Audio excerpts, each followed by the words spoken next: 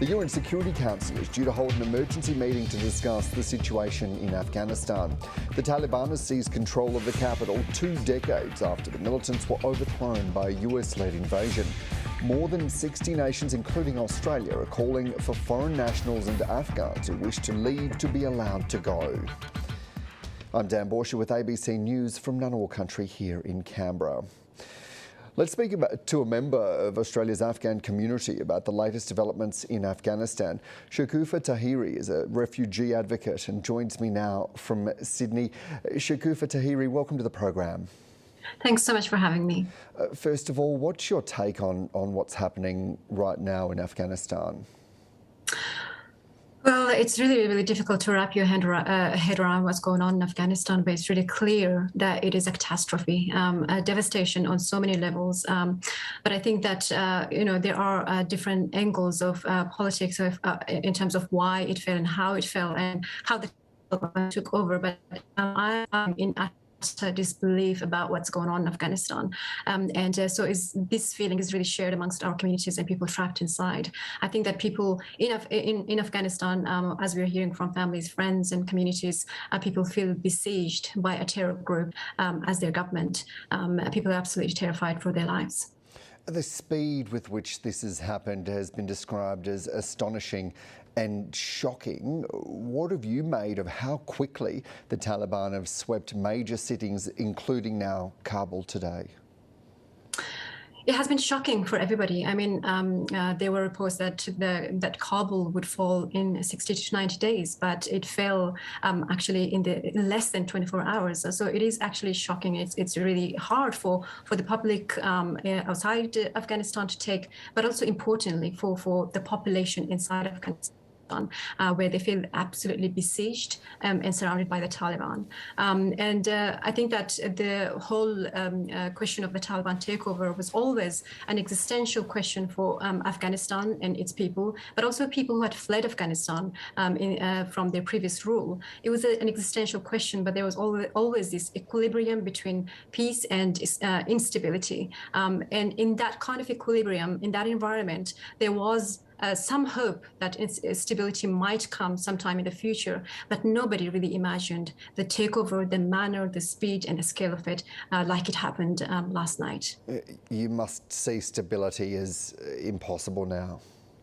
Absolutely. A lot of people are feeling like this is the darkest day in the history of Afghanistan. People feel absolutely betrayed, helpless, disappointed and angry. I think that at this time, people are more worried about the humanitarian side of it, because it seems to be a very politically complex situation that's happening in Afghanistan. And the Taliban's atrocities have not been forgotten from their previous ruling, let alone people actually feeling like they have recovered from the traumas that were inflicted on them. People who had been subject to mass massacres, especially the minority groups that were massacred. And actually, coincidentally, on 8th of August, it was the 23rd anniversary of the Mazar-e-Sharif massacres of Hazaras, where actually over 7,500 people actually got massacred ruthlessly and indiscriminately.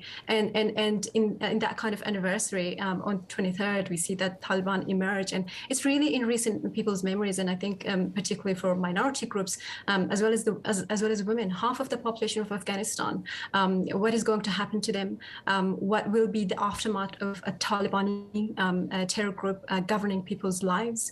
It's a very terrifying future that awaits people. That's the perception of people inside and outside Afghanistan. Shukufa, you mentioned there about people feeling betrayed and angry. Is that towards the, now seemingly ousted Afghani government, or is that to Western forces who have left? Who is that aimed at?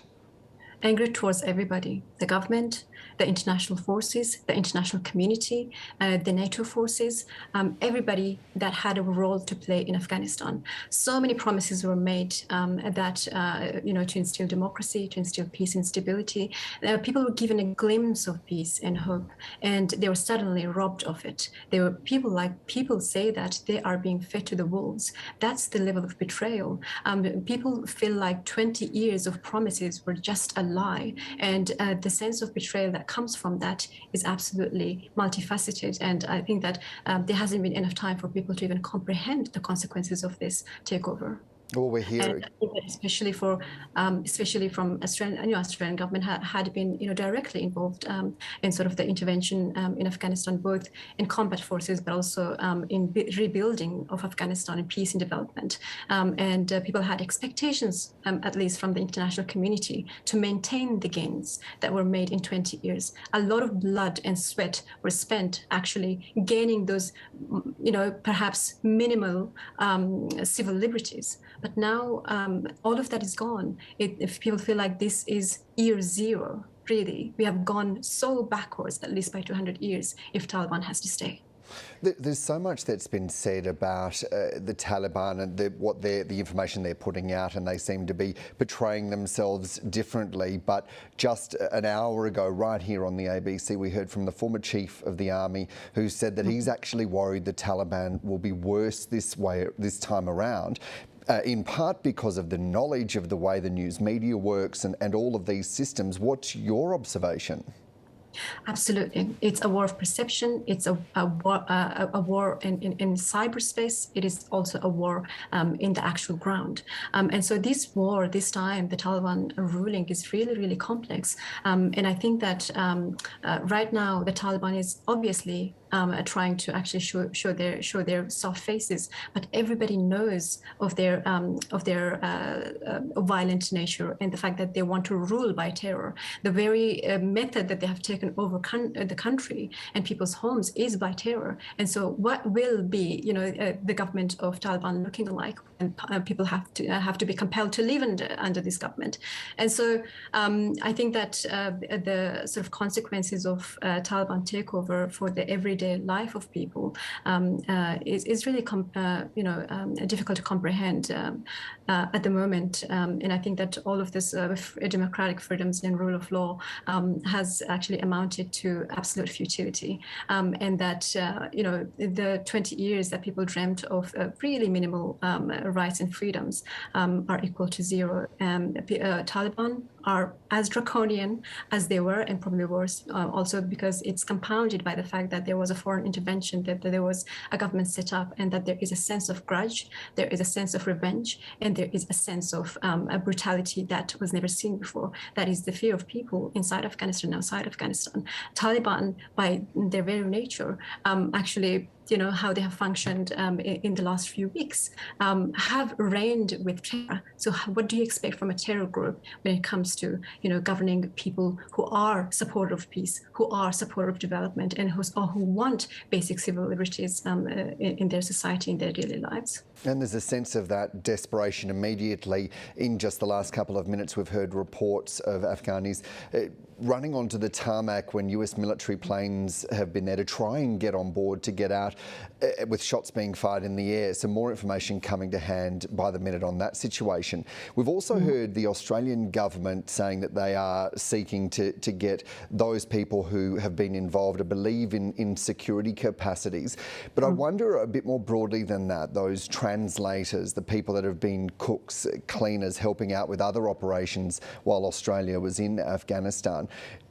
Does the Australian government and the Australian people have a responsibility to get all of those people out? Because presumably they have a target on them now. Absolutely, absolutely. I think that, like I said, there is a sense of grudge and revenge against anybody who actually supported the central government or the international community in any way. They regard them as, supporters of a puppet government, supporters of the West, and these are two stigmas that the Taliban hold against anybody that were associated. They are saying that we're not going to persecute anybody, but I think it's pretty clear that they will be dealt with. And I think the groups that you mentioned are the most vulnerable, but the vulnerability of that group extends beyond that. And I think it's not just people who are directly engaged with Australian forces or with Australian initiatives in Afghanistan, but it's really the common people who were in support of foreign the West coming into Afghanistan and perhaps instilling peace and stability. And that's why I think that the consideration not only has to be made for the most vulnerable, comprising of vulnerable groups that were previously persecuted, minorities like Hazaras, Sikhs, and other minority groups who are really familiar with the sort of persecution that they will be facing under the Taliban. Women of all walks of life are in danger, in severe danger. And so that's why I think that while the government has a plan to sort of evacuate or bring them to Australia, people who have engaged directly with Australia.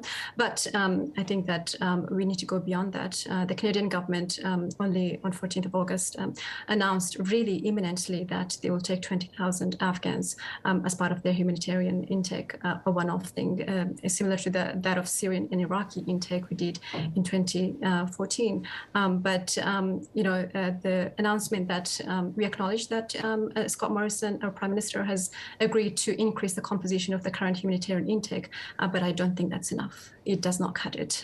The scale of devastation and the humanitarian crisis is so large, and the fact that we have been directly involved and that we have made promises to Afghan people, we cannot actually betray them at a level, beyond the level that they already feel.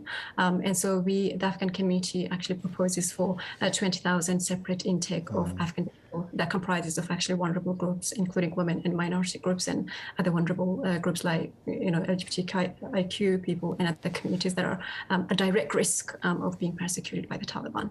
Yeah, such a difficult day of news. Shukufa Tahiri, thank you so much for joining me this afternoon. Thanks so much for having me.